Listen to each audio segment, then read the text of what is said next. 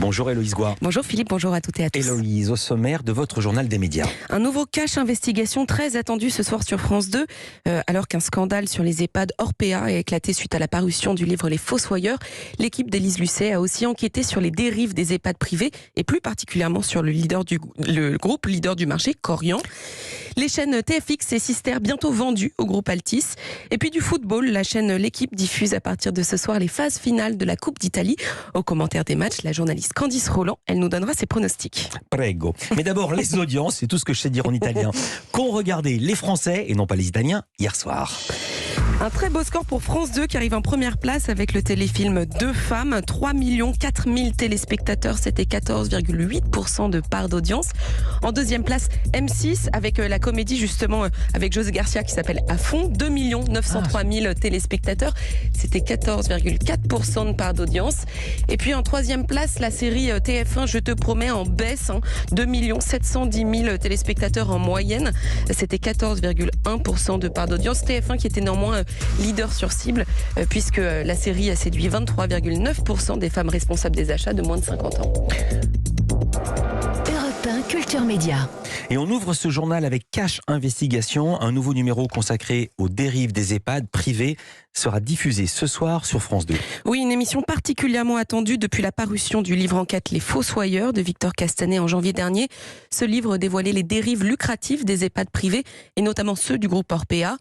De son côté, l'équipe de Cache Investigation s'est surtout intéressée au leader du marché, le groupe Korian, qui génère 1,3 milliard d'euros de chiffre d'affaires par an. Alors pour cette enquête qu'elle mène depuis 1 an et demi, la journaliste Marie Maurice a réussi à se faire embaucher dans un établissement de ce groupe sans disposer d'aucun diplôme d'aide-soignante. Elle nous raconte ce qui l'a le plus étonné lors de cette infiltration qu'elle a filmée en caméra cachée.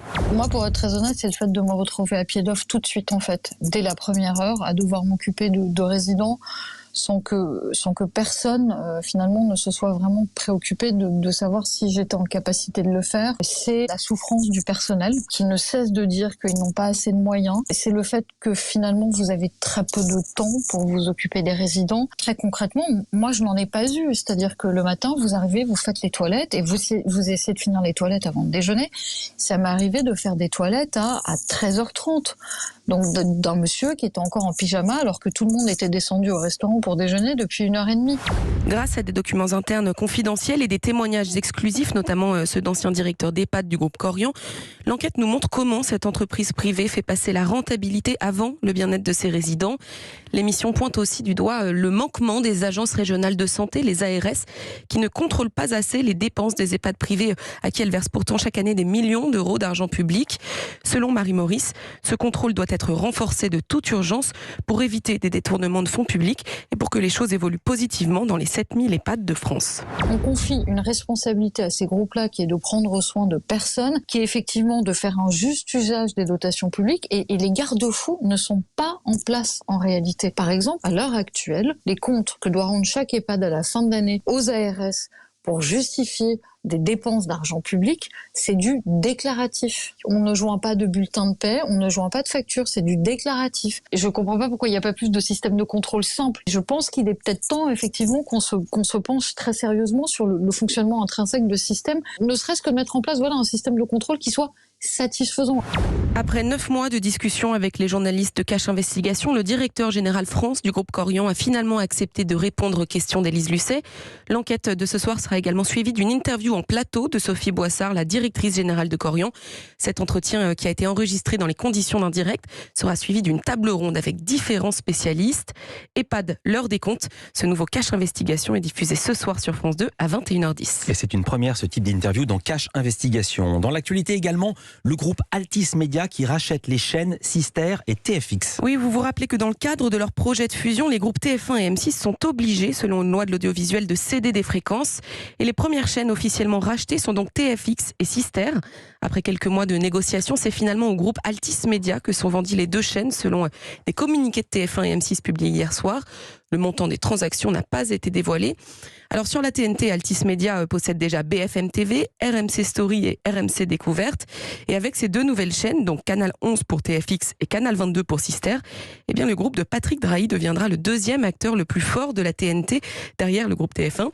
En tout, les 5 chaînes disposeront d'une audience cumulée de 11%. Et quand est-ce qu'Altis va devenir propriétaire de ces deux chaînes ? Eh bien, pas avant la fin de l'année, voire début 2023, parce que cette transaction ne pourra se faire que si l'Arcom, l'ex-CSA, et l'autorité de la concurrence donnent leur feu vert pour la fusion des groupes TF1 et M6. D'ici là, TFX et Sister ne changeront donc pas de propriétaire. Par ailleurs, la chaîne pour enfants Gulli ne sera finalement pas mise en vente par M6, comme cela avait été annoncé il y a quelques semaines.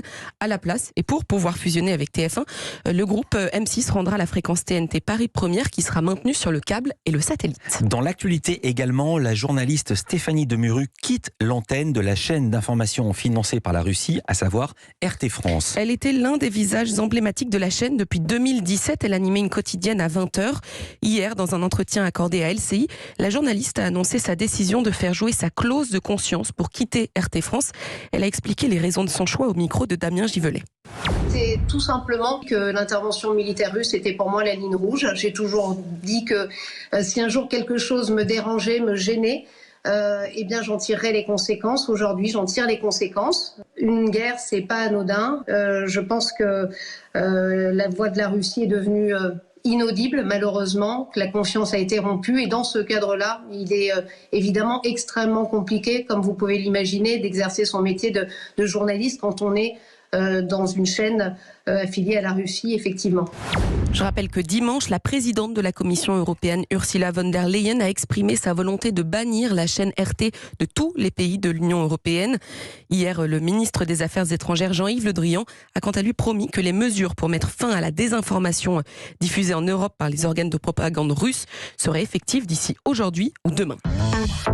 Beaucoup plus joyeux, on termine ce journal avec la chaîne L'Équipe qui diffuse à partir de ce soir les phases finales de la Coupe d'Italie, c'est du football. Et oui, après la diffusion de la Supercoupe d'Espagne en janvier dernier, la chaîne L'Équipe a cette fois obtenu les droits de diffusion de cette coupe italienne qui sera diffusée en clair et en direct.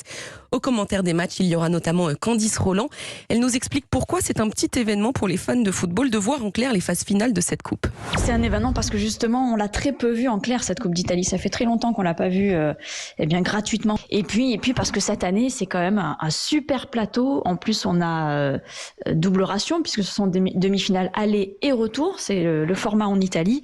Et cette année, il y a quand même un plateau assez incroyable entre le derby de Milan pour le premier match, Fiorentina-Juve pour le deuxième match, ce qui nous promet forcément une affiche de rêve pour la finale. Donc, c'est déjà un événement d'avoir la Coupe d'Italie en clair. Mais alors, avec des affiches pareilles, c'est tout simplement juste exceptionnel. Ce soir, l'AC Milan, composé notamment de Olivier Giroud et Zlatan Ibrahimovic, bon, il est blessé, mais il jouera peut-être ce soir, affrontera donc l'Inter Milan. Et demain soir, le match opposera la Fiorentina à la Juventus de Turin. Candice Roland partage avec nous ses pronostics. Je mettrai quand même les Milanais devant, mais alors laquelle des deux équipes?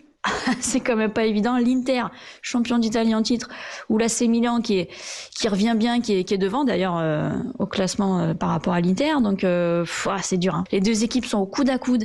Elles ont chacune des qualités à faire valoir et elles se tiennent vraiment dans un mouchoir de poche. Donc je préfère à la limite ne pas donner de pronostics ou pas donner d'avantages parce que je voudrais juste profiter et me délecter de ce match.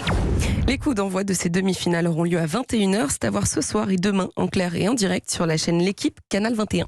Merci beaucoup Héloïse Goua. Toutes ces infos à retrouver dans notre newsletter média. C'est gratuit, l'inscription c'est sur europe1.fr. À demain Héloïse pour un nouveau journal des médias.